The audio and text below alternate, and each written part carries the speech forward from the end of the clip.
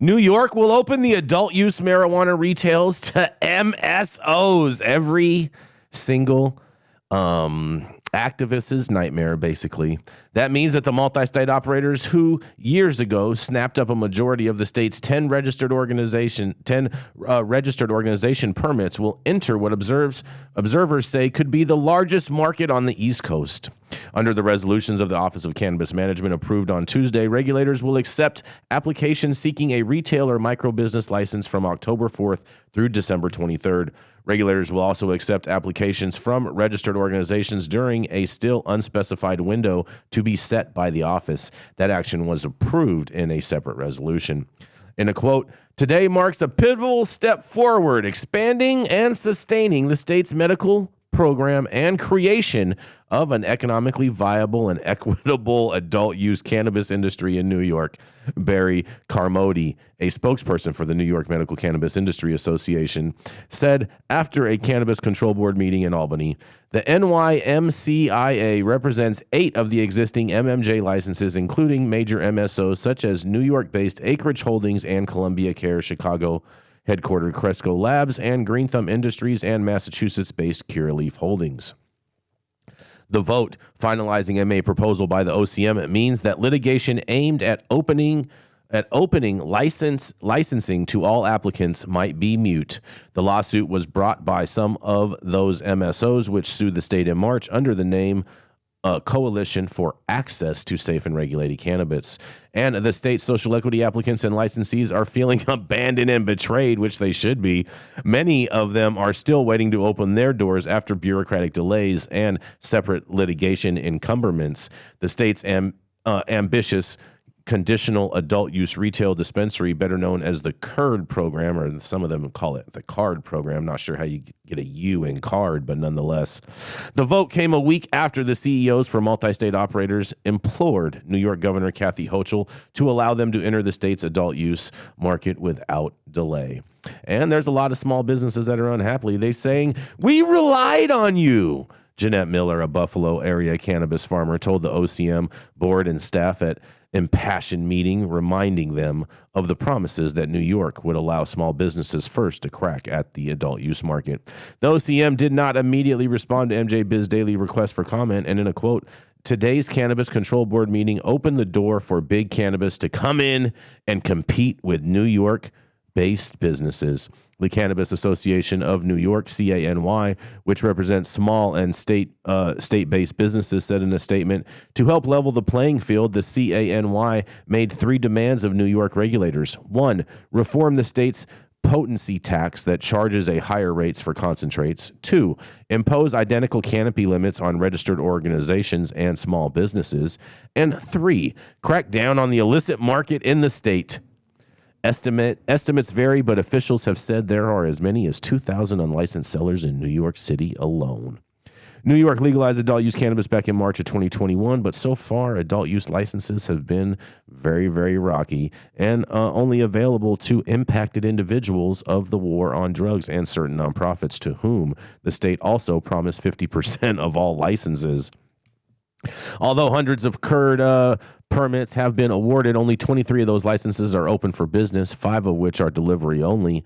And that means CURD applicants are burning through savings on real estate that isn't generating revenue, while small farmers who lack promised access to licensed retail are watching their harvest crops go stale.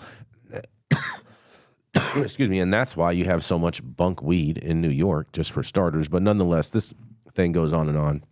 And you can read the full story over on our website, over at www.highat9news.com. But tell me, what do you guys think? I think these MSOs are going to eat everybody's lunch, and I think the MSOs are actually going to have the best weed in New York, strictly because they're the only vertically integrated operators, and they don't have to sell all the bunk weed from all these hemp farmers. And what do you guys think? This is Jason Beck for the High at 9 News. I don't know how they expect a small business person to succeed in this industry. I mean, it was like out here in the West Coast, and they said, we're not going to let anybody have a farm over an acre. Mm-hmm. And went, oh, we'll let you stack them as many as you want. They fucking lie straight to your face. And I have so many clients who are dying on the vine because they can't keep paying these underlying business costs without revenue. So yeah, they're going to jump in because they've got the available cash to ride this stuff out, to get a crop up, ready, go, hang on till we can get a retail store open, and then we can make money. The average person can't do that. So it's a reality of the time in this industry. Very, very true, Dale. Very, very, very true. I think all of these social equity applicants are just going to end up getting washed down the river because I don't think that they're going to have the type of capital in place to be able to withstand these MSOs once they are entering their market. Not to mention, they're still not going to be doing anything about the trap market that is taking a lot of the air out of the room too. Yeah, I was just going to ask. How can they? That. I mean, that's New the biggest. York is full of scofflaws. Every major city is full of scofflaws. If I want weed, why would I go pay all this bullshit price and taxes and get better weed in the street? Exactly. That's the problem they face. It's very true, Dale. It's very true. I tell people all the time, same exact thing. You know, I totally agree. Oh yeah, you being hush hush on this one. Mark, you have any thoughts on this, Mark? What's that, Gretchen? Go ahead, Gretchen. I think New York is trying to do anything they can to get places open, trying to get legal shops open, and so that's why they have come along. And they're also that's why they're also trying to deal with the MSOs to avoid another lawsuit. These stores were already open, Gretchen. Hold on, Jason Beck, let me speak. For those who are paying attention to what's going on in New York, they also let go the chief of staff of the OCM yesterday. I mean, he's going to be the scapegoat. They're going to say he screwed this up. Now we're getting it fixed, and we'll see how New York does. But that's what they're trying to do. They're trying to get this stuff moving. And I think you're going to see a massive crackdown on the illicit market is what you're going to see happening. With what army, Gretchen? What army are they gonna employ to do this? Yeah, right. NYPD. Yeah, right. Watch out. Yeah, Watch out. right. Yeah, keep dreaming on that. There's not enough cops in New York to do that. Isn't right 500% of the time, but all right. I know some people in some of those like county jails up there in Hudson and in what is it? Tuscarawas County and Secaucus and all those, like they are busting at the seams, those jails. So they're going to have to find places to put people if they do plan on arresting. But I want to touch on that. Jay, was it an advocate calling for a crackdown on the illegal market? It was the head of the organization that represents all of the small licensed businesses that was calling for the crackdown. Okay, so this is my thing, right? Is like when we have our own calling for the capture and incarceration of our own, right? First of all, he didn't call for the capture of an incarceration. He called for just a crackdown on illicit operators. And Luke, don't get me wrong. When I say crackdown by authorities, I'm not suggesting they're going to throw 10,000 operators into jail.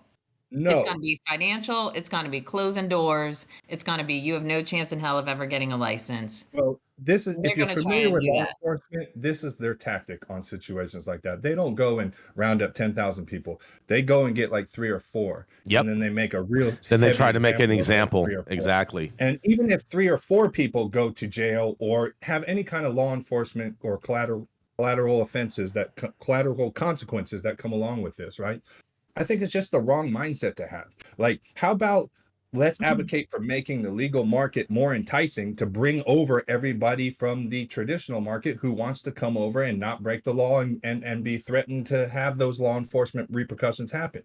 I think that's a better angle to advocate than to say, hey, crack down on those dudes who are selling, bags down the street from me and get them out of here. How about let's make it more enticing for them to come over into the legal market, because a lot of these people in the traditional market, they want to be legal. They just can't survive in the legal market. Well, but what do you say to all these folks, all these card applicants who did what they were supposed to do, who are going broke, who, followed the pathway that they were supposed to? You're going to tell all them, oh, F off, it's fine. We're going to just grandfather in all these illegal shops. That's what you're going to tell them? That's what they need to do. I'm not saying anything about grandfathering in. That's a whole nother process with a whole nother discussion.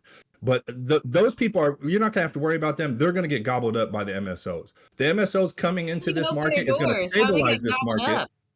It's going to stabilize this market. But what's going to end up happening is the MSOs are going to dominate that market. Yep. So I have mixed feelings on it. Like, I want to see the New York market stabilized, Do I want to see it like stabilized by Cureleaf and Columbia Care and all these huge companies that will just have kind of like factory weed?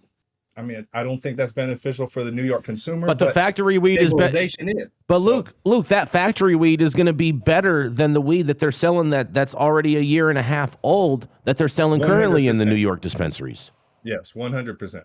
Well, and I disagree, frankly, that allowing half a dozen MSOs to open their doors is going to curb the market on New York. I mean, New York's their market's illicit. Can I tell you the funniest part, I think, I mean- about all this, Gretchen? The funniest Yes. part about all this is New York is saying we have such a desperate need to open up dispensaries.